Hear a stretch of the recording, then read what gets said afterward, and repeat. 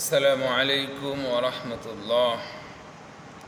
ইন্নাল হামদুলিল্লাহি রাব্বিল আলামিন ওয়াসসালাতু ওয়াসসালামু আলা রাসূলিহিল কারীম, আম্মা বা'দ। ক্ষতি সে তো চির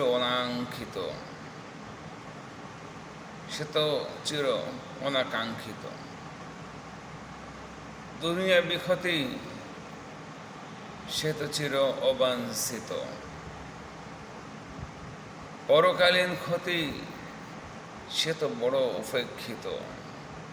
সবাই চায় ক্ষণস্থায়ী দুনিয়ার ক্ষতি থেকে বাঁচতে, কিন্তু অনন্তকাল স্থায়ী জীবনের ক্ষতি থেকে বাঁচতে চায় বা কজন?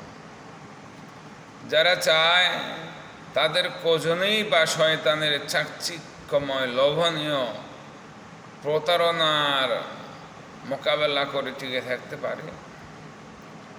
মানব জাতির বিরুদ্ধে শয়তানের চ্যালেঞ্জ আজীবনের।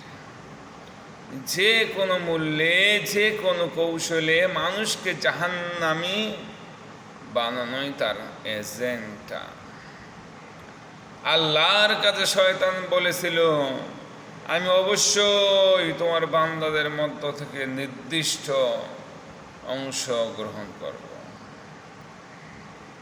তাদেরকে পথভ্রষ্ট করব, আশ্বাস দেব, পশুদের কর্ণ ছেদন করতে বলবো এবং আল্লাহর সৃষ্ট আকৃতি পরিবর্তন করার আদেশ দেব। যে কেউ আল্লাহকে ছেড়ে শয়তানকে বন্ধুরূপে গ্রহণ করবে, সে সুস্পষ্ট ক্ষতিতে নিবদ্ধিত হবে। সূরা নিসা আয়াত নম্বর 18 থেকে 118, 119। এভাবে বুঝে না বুঝে মানুষ শয়তানের ফাঁদে পা দেয়, পরিণত হয় ক্ষতিগ্রস্ত, ঠিকানা হয় মর্মস্থ, শাস্তির জায়গা জাহান্নাম। কিন্তু ক্ষতিগ্রস্ত হওয়ার সেই কারণগুলো কি বাঁচতে হলে জানার প্রয়োজন। তাই পড়ুন, জানুন, মেনে চলুন, চরম শান্তি থেকে বেঁচে পরম শান্তির স্থানের জায়গা করে নিন। আর পড়তে হলে, বাঁচতে হলে জানুন কে বড় ক্ষতিগ্রস্ত।